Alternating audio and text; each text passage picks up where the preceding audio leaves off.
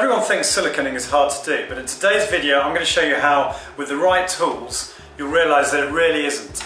In this video you'll find a comprehensive list of the do's and the don'ts. So by the end of the video you will have everything you need to know, and you'll know all the tools that you need to buy to silicone like a true pro.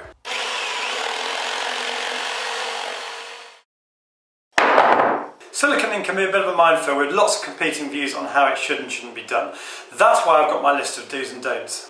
And at the end of the video I'm going to be re-siliconing my shower area with all of its uneven tiles, corners and transverse joints, so you get to see just how easy it is to do, even in quite a tricky area like this. So let's have a look at the tools featured in today's video. We've got this Everbuild sealant strip out tool, and we've got a Stanley knife and a scraper here. And to degrease the joint we've got some methylated spirits. We've then got the silicone applicator gun here, two different forms of silicone, clear silicone 781 from Dow Corning and Mapasil, which is a coloured silicone available in lots of different colours. Great when you're trying to match the silicone to the grout. And last but not least, the most important thing in the kit is FujiKit silicone profiling tool from Kramer. Full details of all today's tools will be available in the description at the end of the video. So to demonstrate my list of things that you should avoid doing when you're siliconing, I've prepared this handy little mock-up here.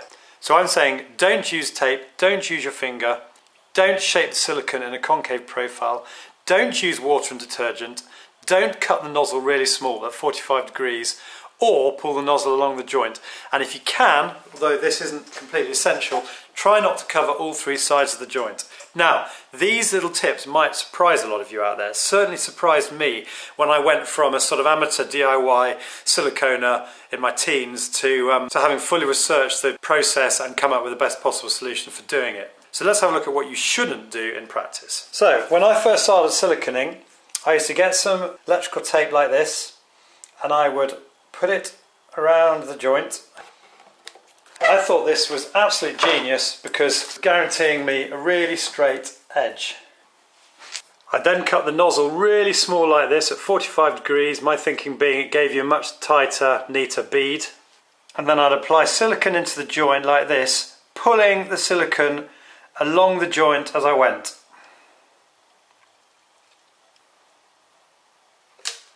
I'd then take my finger and I'd smooth the silicone along the insulating tape like this. And then I'd peel off the tape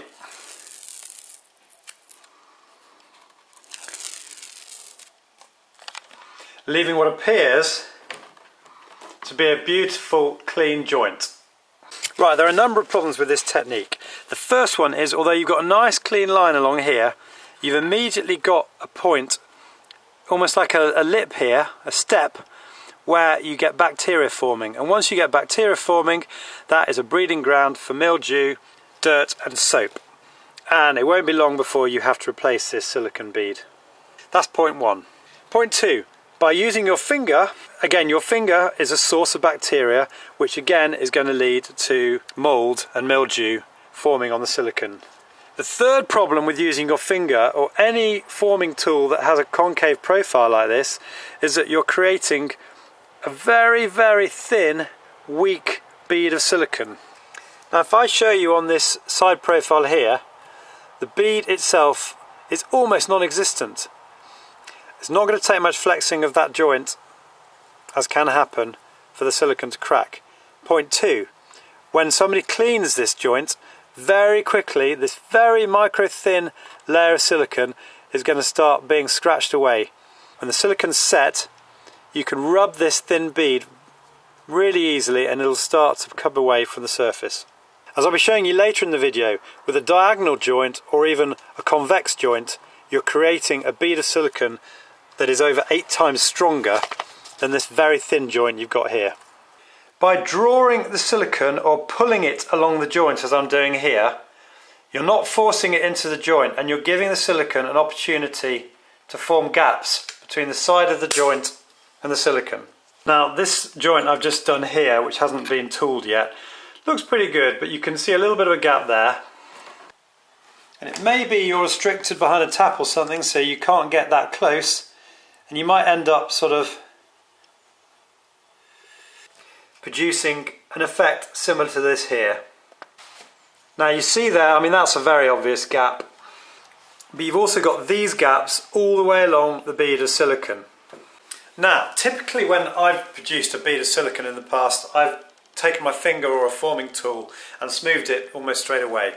And in this situation, you're going to be closing off most of those gaps, so you've not really got too much of a problem. Although I'll be showing you later on in the video a much better way to apply the silicone into that joint, such that you don't get those gaps. But this is where my video becomes a little bit controversial. A lot of trade pros out there use a water detergent mix as a tooling agent, and they apply it at this point before they've actually smoothed the silicone. I had a guy commenting on my last silicone video and he got very angry and said I was a complete amateur because I wasn't using this water detergent mix. My point is this. The whole point of this water and detergent mix is to create a slippery, greasy surface that the silicone can't grab onto. So in our example here, I'm going to spray the bead as you often would, and we've now created a surface that's so slippery, look, silicone just doesn't form on it. No matter how much you try, you cannot get the silicone to stick. Why do siliconers use this mix? Because it makes tooling the silicone really easy for them once they've applied the bead. But look here, you've just seen how slippery the surface is, and now all of this detergent and water has gone behind those gaps that I showed you in the silicone bead a minute ago. So now when we smooth this bead, even though it might on the face of it look okay, there for example, you can see what a potential nightmare we've already got happening here. We've got very obvious gaps here behind the silicone bead, and that joint is going to be absolutely hopeless and is going to start leaking almost immediately. Now my last point in this section of things not to do is not quite so important, but the established wisdom on this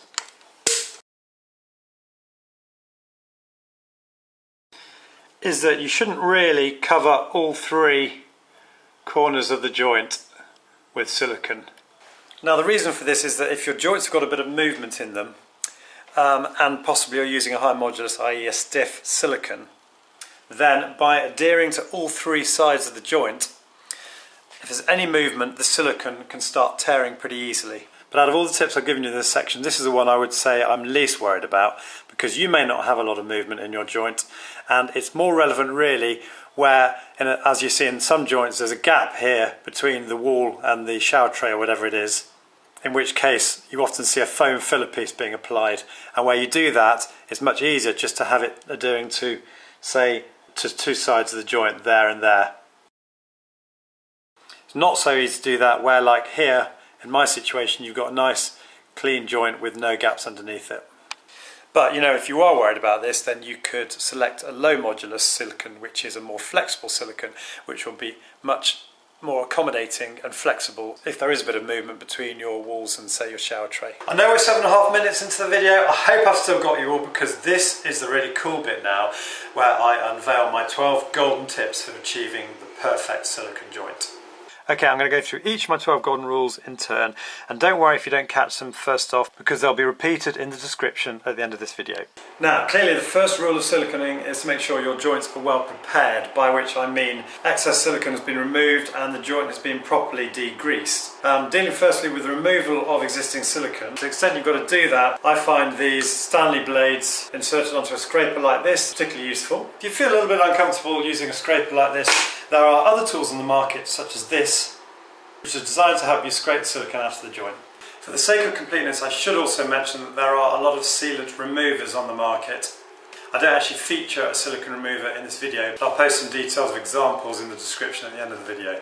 Now, I've seen a lot of people on forums saying, can I silicone over existing silicone? And the answers are pretty mixed. You know, some people say yes, of course you can, some people say of course you can't. You've got to remove all the silicone to do a proper job. Now, my advice on this generally is, where you can, I would remove the existing silicone. However, if, like me in your bathroom, you've got pretty clean joints like this, where the silicone has actually been piped into a gap between the tile and the shower tray, so it's not really that proud of the surface, and you can get a bead on top of it pretty well, I wouldn't worry too much about removing the silicone. I'm not going to be able to remove the silicone, partly because I've got an acrylic shower tray, so it's going to damage it if I start scraping away at the silicone, but also because the silicone has, as I say, been piped so well into the joint, it's not necessary to remove it. Now, in terms of siliconing onto existing silicone, there's 2 points to make here. Point one, as I said in the previous section of this video, you don't actually want the silicone to knit onto all 3 corners of the joint. You only really want about 2-3 millimeters on the side and then 2 or 3 millimeters on the base. Provided your new silicone joint has that crucial 2 to 3 millimeter bond on the side and on the base of whatever you're siliconing to, if it hasn't bonded to the silicone in the middle, it's doing you a bit of a favour because it's less likely to tear should you have a bit of flexibility in your joints. But a little bit of advice for you here. If you want to do something and you can't find any examples on forums about whether it works or it doesn't, try it out for yourself to see what happens. Here's what I mean. So I was intrigued to know whether you can silicone onto existing silicone. So that's exactly what I've done here. As you can see now, here the silicone is dried onto the existing silicone, and I'm now going to try and remove it so that I can show you how well it's adhered. And as you can see, we've got a really good bond there. I'm probably going to do a separate video on this, but I just want to make the point very quickly to you. This silicone, the existing silicone bead here, has been in the shower for about 1.5 years. I haven't really degreased this particularly well, I've just given it a quick clean, and I cannot scrape off the new silicone from that existing silicone bead. So for those of you out there who want to know whether you can or can't silicone, try it out yourself, and in my case the answer is a pretty categorical yes, you can. Degreasing. As I've said, you can use acetone or methylated spirits to degrease. I personally have chosen methylated spirits. I think it's more readily available than acetone, and it's a less abrasive degreasing agent. The good thing about either of these degreasing agents is you apply it to the joint, you know it's really beautifully degreased that joint, and then the methylated spirits evaporates off, leaving you a perfect surface to silicone onto. Golden rule number 2. Make sure you buy the right silicone for your joints. This is often overlooked at this point. People just go out and buy any old tube of silicone. Silicone is generally categorised like this one as medium/high modulus. These silicones are basically quite rigid and inflexible. These are good for joints that you don't think are going to have a lot of movement, where you're going to be cleaning them and you want them to be tough to withstand the cleaning. Low modulus silicone is a much more flexible silicone, which would be really appropriate, for example, around a bath. You may have heard the old trick that when you're sealing around a bath, you should fill the bath with water for your silicone, because the bath naturally sags down a bit with the weight of the water in it if, for example, it's on a wooden floor. If you don't do that, the chances are when you run the bath, the silicone's going to flex, and if it's a very inflexible high modulus silicone, you might find it tears and then you get the water coming. So it's a quick and simple point, but one you must observe. Golden rule number 3, go and buy yourself one of these. It's a Fuji kit from Kramer. It's a silicone profiling tool. £12, roughly $15. You cannot go wrong. I think this is one of the best profiling tools in the market. Now, the brilliant thing about these little tools is a releasing agent. The water and detergent that we talked about a few moments ago is not necessary. Don't take my word for it. It's here in the instructions itself. So you can throw this away. There's lots of variations on the market, but this one comes in this handy little kit. Just having a quick look at some of the tools we've got here. This is the original Fuji. You've got 4 angles around the edge, a large concave angle there, and you've got 16, 10 millimeters and a 90-degree angle there. You've then got the ability to make smaller beads here, and there's a cunning little tool here for transverse joints that I'll be showing you shortly. This little tool here is great for getting into restricted spaces like taps. And finally, we've got this Fuji 2 tool here, which is fantastic because you put this attachment on it for getting across tricky transverse joints whilst maintaining a continuous bead.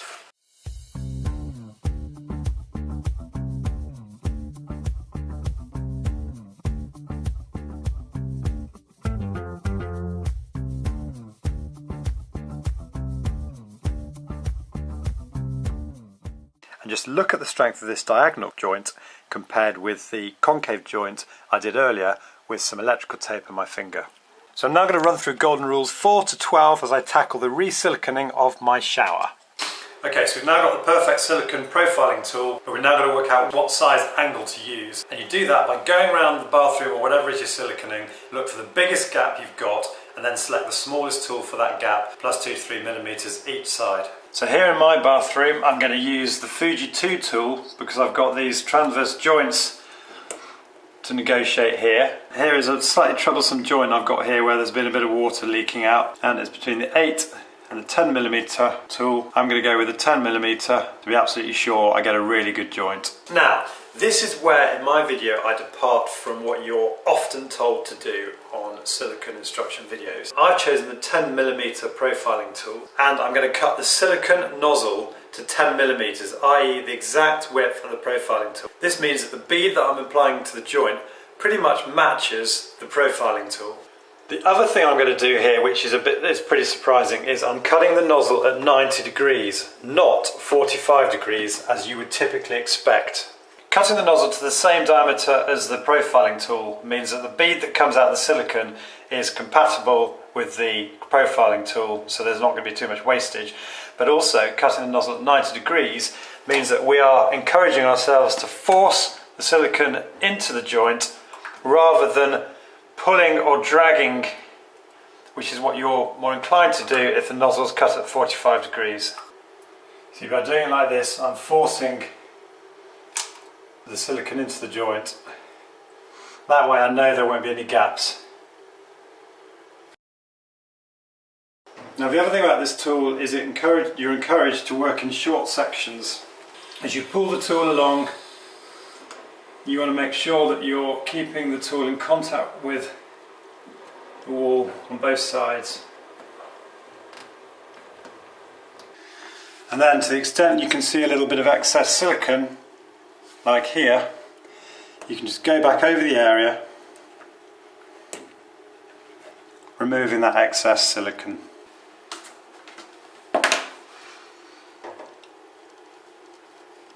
I'm going to be using the grey sealant along this joint. So what I've done here is I'm just smoothing with this tool round the corner, working out from both edges away from the vertical joint. Which is so brilliant, this tool, because if you've got any excess like I've got there, you can simply just wipe it away. No need for the special attachment this time, I'm just going to use the original Fuji.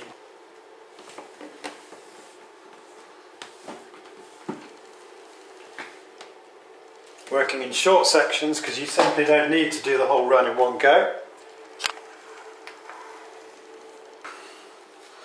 Then I'm just going to trim around the corner to get that lovely clean edge.